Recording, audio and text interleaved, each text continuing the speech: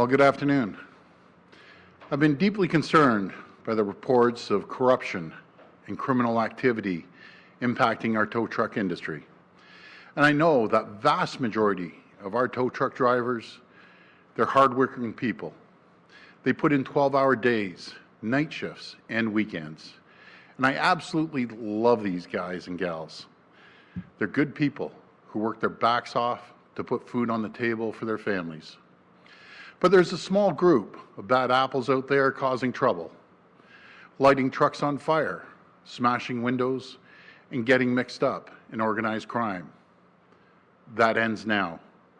I've been hearing it from our mayors, industry leaders, the police chiefs, and OPP. I know they're doing everything they can to bring the criminals to justice and keep our roads safe.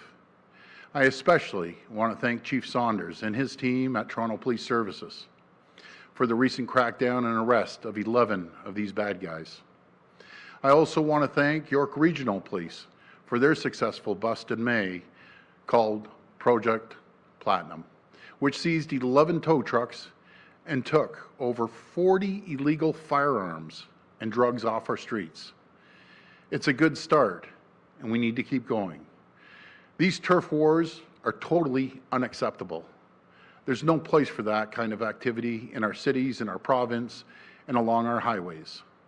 To all the bad actors out there, my message is very clear. The party's over. We're coming for you, and we'll catch you, and we will lock you up. And our government is going to do everything in our power to support our law enforcement heroes in bringing these criminals to justice.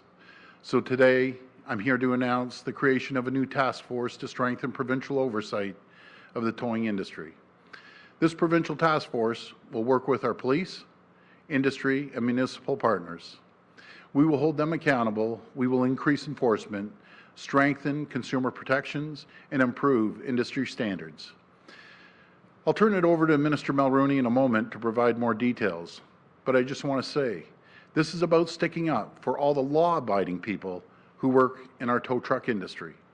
And it's about sticking up for everyone on our roads. We know the system is in need of reform, and we want to work together to find solutions. We're laying the groundwork now for building a better, stronger industry that puts customers first, provides quality service, and continues to keep our roads and highways safe. As we reopen the province, we need everyone to be playing on Team Ontario to ensure a strong recovery. Thank you, and God bless the people of Ontario. Now I'll pass it over to Minister Mulroney.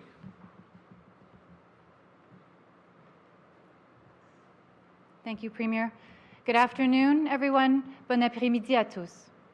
I want to begin today by acknowledging the responsible tow truck operators in Ontario, who play a critical role in keeping our roads and our highways safe each and every day. Anyone who has ever had their vehicle break down on the side of a busy road knows how stressful it can be. You're placed in a very vulnerable situation, and you need a tow immediately. And like everyone who uses our roads and our highways, our government is deeply concerned with the continued incidents of violence and criminal activity in the towing industry. These incidents are completely unacceptable and pose a threat to the safety of operators and everyone who uses our highways. Enough is enough. The current model is inconsistent from one municipality to the next, and it's not working. And that's why, under the leadership of Premier Ford, our government is stepping in to improve provincial oversight and to shut down criminal activity in the towing industry. We have formed a task force that will develop a provincial oversight model that strengthens safety, protects consumers, and improves towing industry standards. This task force, which has already met twice, is led by the Ministries of Transportation and the Solicitor General, and it includes representatives from 4 other ministries and the Ontario Provincial Police. Nous avons formé une équipe de travail qui élaborera un modèle qui renforcera la sécurité, protégera les consommateurs et améliorera les normes de l'industrie du remorquage.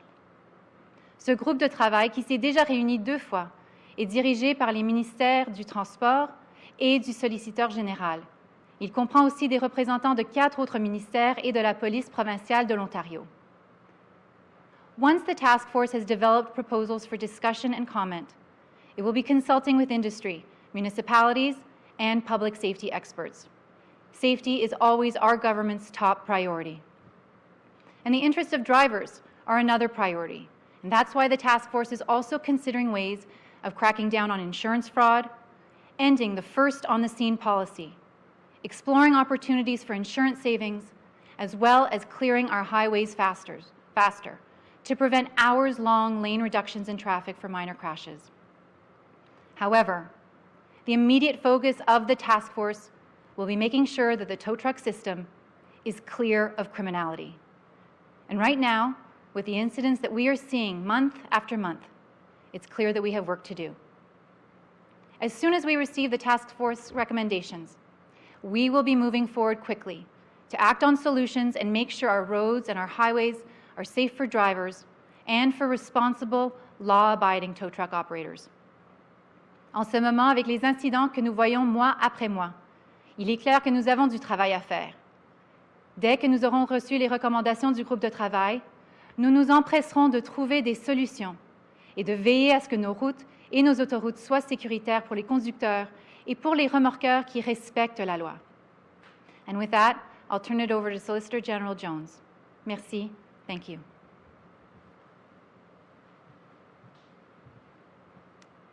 Thank you, Minister Mulroney. Good afternoon, everyone. Tow truck drivers are a vital part of keeping Ontario moving. The towing industry clears our highways after an accident, supports enforcement of parking laws along our crowded city streets, and responds when Ontarians call for help. But they are operating in an industry that lacks oversight, structure, and where too many criminals are making their own rules.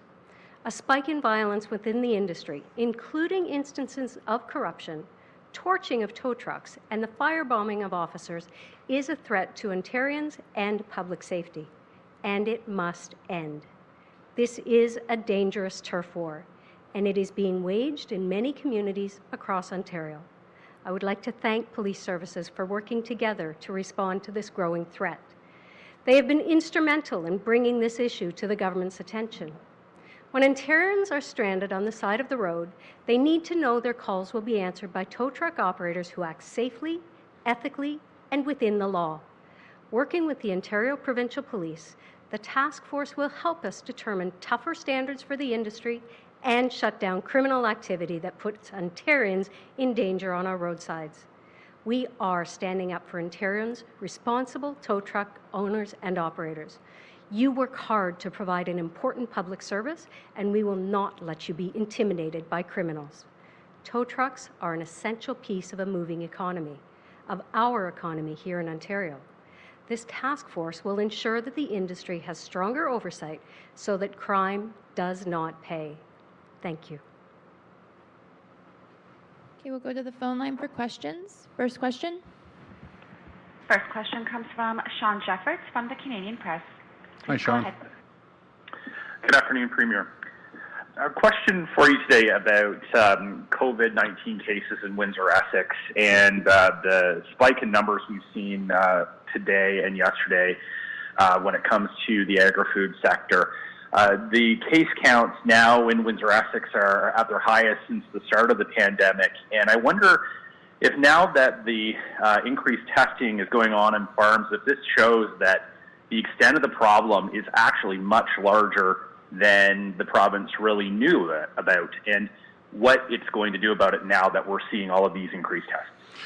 Well, I'll tell you, I first want to congratulate our testing team. I want to thank the farmers. I want to thank the workers and OMAFRA as well. We've all come together. I had a great conversation with both mayors of Kingsville and Leamington over the weekend. They're doing a great job, want to work hand in hand with us. So I just want to give the shout out to the two mayors there.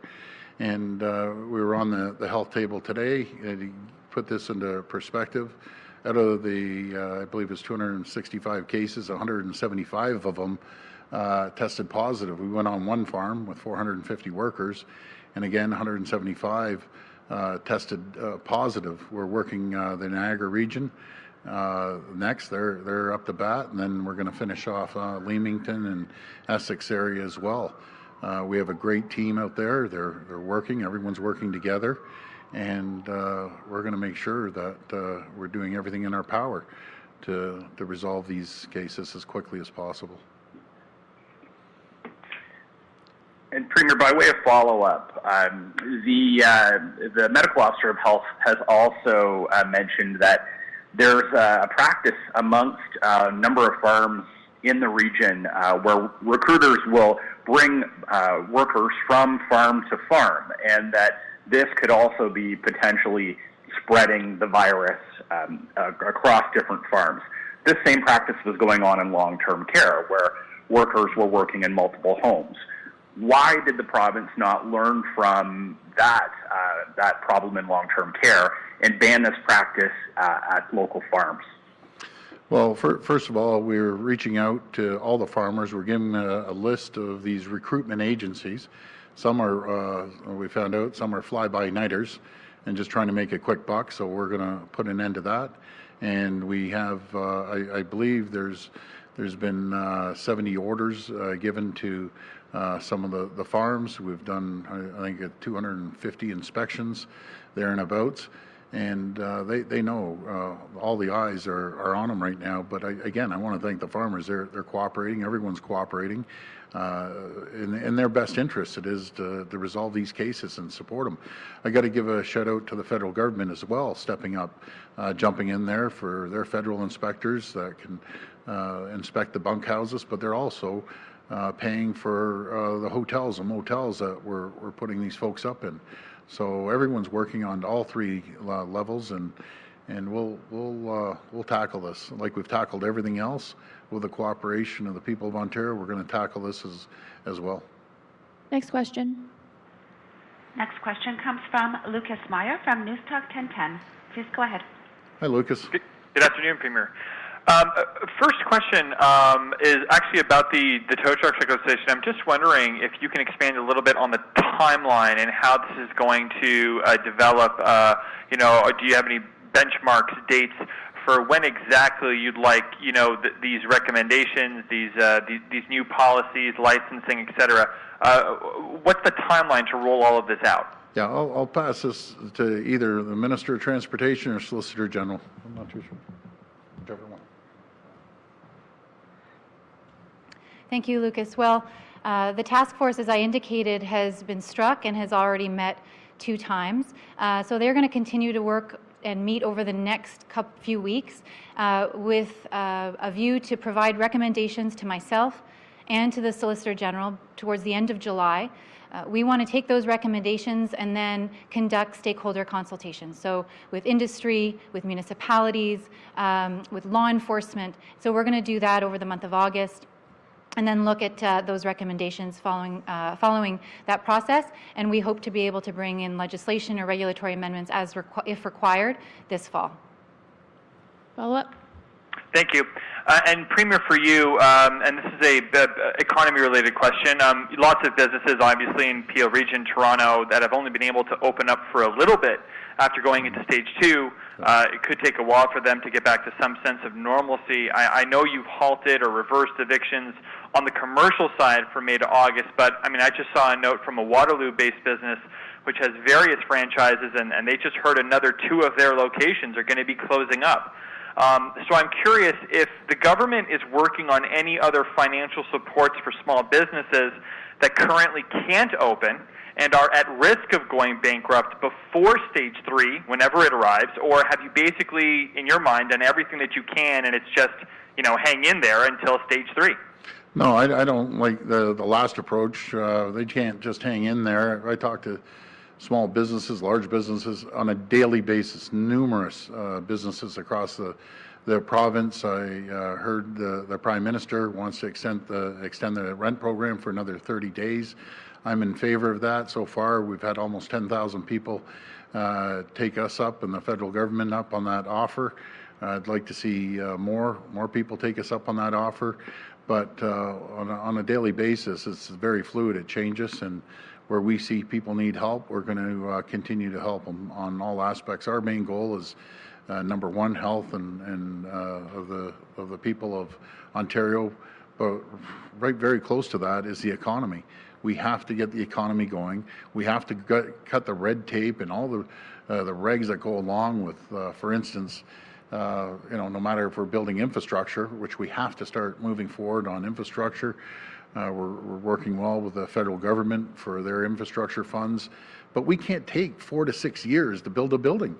No matter if it's a long-term care building or if it's a company that wants to employ 1,000 people, because if it's a company that wants to employ 1,000 people, they're going down south of the border.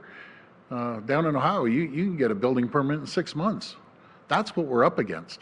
So the old way of doing business on getting approvals, and I don't mean by any means do we skip approvals, but there's more efficient ways of doing approvals and to protect the certain areas without taking 4 to 6 years to get an approval. It's just totally unacceptable. I've talked to the federal government about this. I've talked to the municipalities about it. We're all in agreement. We have to start cutting the red tape and getting companies to move forward and other infrastructure projects to move forward and put people back to work. Next question. Next question comes from Molly Hayes from the Globe and Mail. Please go ahead. Thank you. Hi. Premier, going to the towing task force, Minister Mulroney mentioned the inconsistency of the existing municipal licensing system. And I understand that, the specific plans are still sort of TBD, but can you clarify, is your government's intention at this point to implement a provincial licensing system for the towing industry? I'll pass that over to the minister. Thank you, Molly. Well, we are looking at all options. We want to strengthen provincial oversight of the towing industry. It's something that we have heard from stakeholders on this issue, and that includes provincial licensing. The task force will provide recommendations and will continue to consult with industry, but we are certainly going to be consulting on the issue of provincial licensing. Okay, thank you. For you, what is the intention around the current sort of first on scene policy? Is it the government's intention to ultimately do away with that? Many stakeholders say that's sort of the basis for the, quote, chasing segment of the towing industry. Well, I better pass that back to the minister. Yeah, I'm sorry, Molly. Could you repeat the first part of your question? Sure, sorry. I'm asking about the intention around the first to scene policy. I'm wondering if it's your government's intention to ultimately do away with that, as many stakeholders say it's sort of the basis for the chasing segment of the towing industry. Well, absolutely. My understanding is this is an element that contributes to the violence and to reducing people's sense of safety as they're waiting for a tow. And so it's certainly something that we will be looking at as part of the task force's work. Next question. Next question comes from Mike Crawley from CBC News. Please go ahead. Hi, Premier Ford. Got a question for you in light of the debate at Toronto City Hall right now about a proposed 10% funding cut to the Toronto Police Service. Wondering how the province would react to this. Would you consider anything such as stepping in to try to stop that kind of a thing from happening, given what you've said before about police funding? Would you look at perhaps some sort of cut to provincial transfers into the municipality? What would your reaction be? How would the province, the government respond to an actual 10% cut of Toronto Police Service funding? Well, we'd never step in. That's up to each municipality to make that decision. I just feel that yes, do we need more support on training? Absolutely, we need more support on training. Do we need more support when it comes to mental health issues, doing calls and getting people in there, which we have already on a lot of different jurisdictions that the Solicitor General can speak on. I know we have it up in Barrie and a few other areas, but we want to be there to support them. We don't believe in overruling any municipality. That's their jurisdiction, and we'll work with them. But I think it's absolutely critical we keep as many police on the streets making the calls, because when people call 911, they expect the police to be there, not to be waiting because they only have 3 cars all in downtown driving around one night. And by the way, that's not an exaggeration. Sometimes it's 3, 4 cars in the complete downtown. In my opinion, that's unacceptable. And 98% of the police are great police officers, and you can't paint a broad brush across any police services across Ontario with any organization. It's, you know, you might have a few bad apples, but we're going to get rid of the bad apples, and I'll pass the balance over to the Solicitor General here. So as the Premier referenced, police services boards are autonomous and they have the ability and right to make their own decisions. Having said that, we also have minimum standards in the province of Ontario of what our communities expect for police intervention, and when 911 is called, police deserve and expect to have a police officer there to respond to their cries of help. So I'm interested in seeing how the City of Toronto Police Services Board ultimately makes their deliberations, but I can assure you that as a government, as a province, we fully support and intend to continue to support our police services. Thank you. Follow-up. Another question that actually touches on the City of Toronto specifically. There have been 50 suspected opioid-related overdose deaths in the last couple of months in Toronto, and previously the government's indicated that new efforts such as safe supply sites on harm reduction, that's not something that your government is interested in looking in supporting an increase in that. Wondering if that could change if the death toll from opioid overdoses keeps rising. Yeah, Mike, I'll pass out to the Minister of Health. Thank you. Well, we have always been serious about the level of opiate use and overdoses and deaths from opioids. That hasn't changed. We continue to be very concerned about it. We have seen an increase, unfortunately, in the number of deaths, as has happened in British Columbia. I speak regularly with my counterparts, federal, provincial, territorial. There is an increase. That's something we're very concerned about. We started our mental health and addictions plan just before COVID hit Ontario, the roadmap to wellness, and we know that there's more work that we need to do, both in terms of the consumption and treatment services sites, but also making sure that we have the services available in hospitals, detox centers, and so on. So it is of concern. It is something that we are still working very hard on as we're dealing with the COVID situation as well. Next question. Next question comes from Natasha MacDonald from Radio Canada. Please go ahead. Hi, Natasha. Hi, Premier. My question is actually for Minister Mulroney. Great. Bonjour, Madame la Ministre. Bonjour, Natasha. Bonjour. Je veux vous poser une question sur la guerre des dépanneuses. Donc, on sait que la violence, l'intimidation dans l'industrie, c'est pas nouveau. On en parle en Ontario depuis les années 90. Vous êtes au pouvoir depuis 2 ans. Plus tôt cette année, votre gouvernement écartait l'idée d'émettre des permis provinciaux. Là, vous dites que c'est à l'étude. Donc, je me demandais qu'est-ce qui a changé et pourquoi avoir attendu avant d'agir. Écoutez, on suit cette situation depuis le début de notre mandat. Lorsque je suis devenue ministre des Transports, j'ai commencé à avoir une série de réunions avec des intervenants du secteur du remorquage et aussi des gens de la police aussi. Alors, on a vu, comme vous avez dit, une augmentation des incidents de violence et de l'activité criminelle. Et c'est pour ça que c'est essentiel, notre gouvernement croit que c'est essentiel de prendre de l'action. Et c'est pour ça qu'on a organisé ce groupe de travail qui va travailler sur des recommandations, qui va inclure, comme vous dites, le licenciement provincial et ensuite prendre ces recommandations et avoir des discussions avec les intervenants pour finalement prendre de l'action dans ce dossier important. Follow-up? Natasha, do you have a follow-up? Sorry, I was on mute. My follow-up is for the Minister Mulroney as well.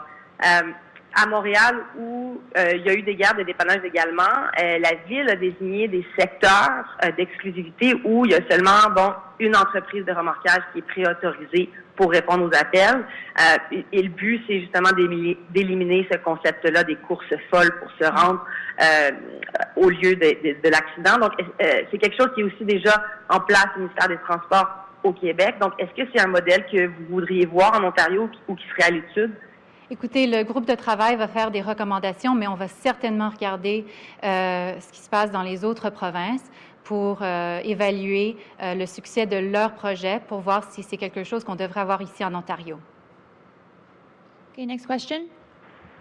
Next question comes from Rick Westhead from CTV. Please go ahead.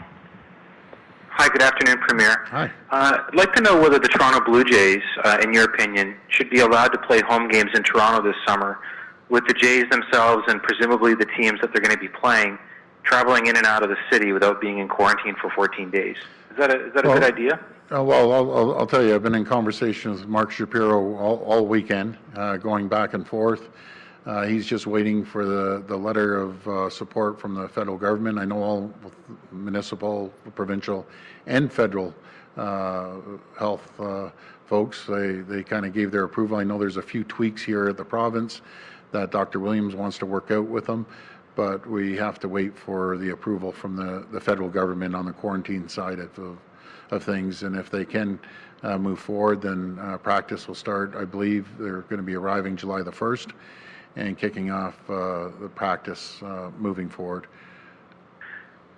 In England, players in the Premiership tested positive for COVID-19 through 5 rounds of testing, even though players were in a bubble.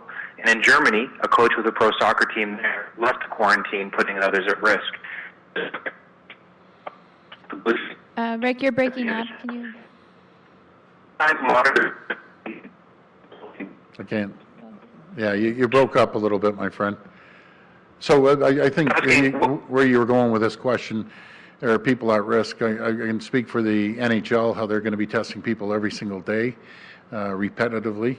And I know they have rigorous program as well, the MLB, on testing as well, if that was your question. You broke up there, my friend. Okay, this will be last question. Last question comes from Rob Ferguson from the Toronto Star. Please go ahead. Hi, Rob. Hi, Premier. Just wanted to get back to the Windsor-Essex situation. How much is this explosion in new cases going to delay the reopening down there, or are you confident that it's contained to this one farm? I don't think it's contained to one farm, to be very frank, Rob. I think we'll find out as we continuously test down there. We have a whole team down there, from translators to Ontario Health testing to public health testing, the federal government inspecting, the provincial government inspecting, but it's just a full onslaught down there to nip this in the butt there. And we'll get through it. We just have to make sure that we continue the testing and helping the people down there. My heart breaks for the people of Kingsville and Leamington, for the farmers, the workers, and the people that live in those areas. Like, it's, this COVID's not fair to people. A lot of people, a lot of communities, and people are getting hurt for no fault of their own. And it's just not fair, this pandemic. But we're all pitching in. Everyone in Ontario's pitching in. That's how we've been able to get this far. And I just want to help the people down there. And the only way we can help them and save the crops and save the farmers' businesses by a full surge. And that's what we're doing. And then we're going to do the same in Niagara and other farming communities, not to hurt these people. We have to protect the people. But when you have 175 cases out of 450 on one farm, and by the way, that farmer called me. The guy's absolutely fantastic. He's cooperative. I feel sorry for him too. But we'll get through it. Just a message to all the people in Kingsville and Leamington. We're behind you. Ontario's behind you. Everyone's there to support you, and we're going to move forward as quickly as possible to get you into stage 2. Okay, follow up. Yeah, as a follow-up, does this outbreak, this surge, does it put into question that new policy you brought in last week about allowing asymptomatic workers to keep working? I know the local health officer today said that they're doing a lot of one-on-one follow-ups with these workers to see what's going on. Yeah. So I'll pass this, Rob, over to the Minister of Health. Thank you.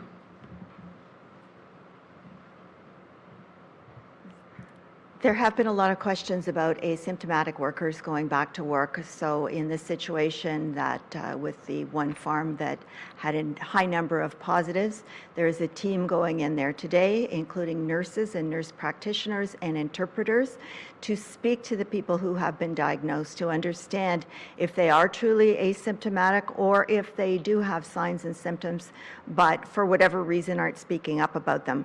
We only want the people who are well, who are feeling well, they're positive, but they're truly asymptomatic, to be going back to work. And that's why we really need to make sure that they have that medical examination and the opportunity to speak to a medical professional to truly understand their situation. If they are symptomatic and positive, then they need to be housed separately. They may need to be moved off the property, or they may even need to be in hospital, but we're going to make sure that they are thoroughly medically checked out. Okay, thank you, everyone. Thank you, everyone.